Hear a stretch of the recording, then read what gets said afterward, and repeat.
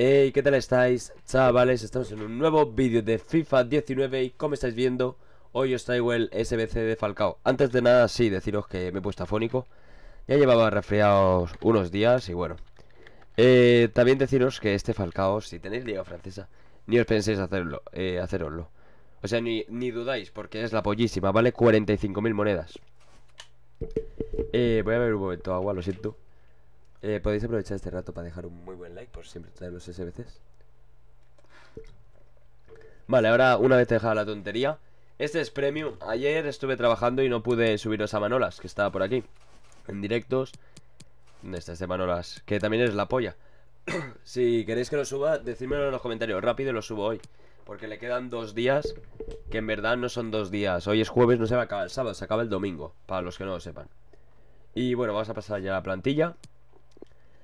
De Falcao son dos, la de la Ligue 1, que vale 15.000, y la de Colombia, que vale 30.000. Las dos nos piden 82 y en la de Colombia hay un if. No necesitan ni lealtad, ni cambios de posición, ni pollas. Empezamos por Samu Castillejo, Defrel, Gerson Martins, Biglia, Bonaventura, Rabiot, Ricardo Rodríguez, Marcano, Bartra, Sidibe y en portería Pau López. Iríamos con la siguiente plantilla, que es la de Colombia, y empezamos por el if, que es John Córdoba. Vale 20.000, pero va a subir de precio. También podéis poner aquí a Guarín if, el de 81, que vale 20.000. O ya cualquiera de los dos Zapatas if, que valen 30.000.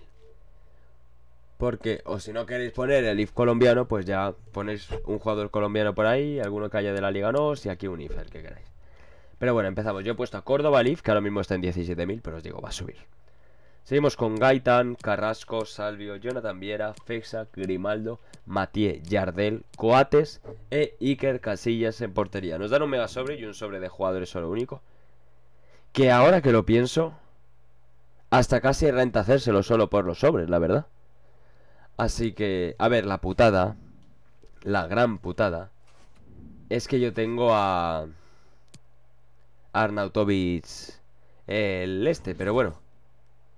De hecho tiene 89 de media. Bueno, no sé si me lo haré, chavales, pero bueno.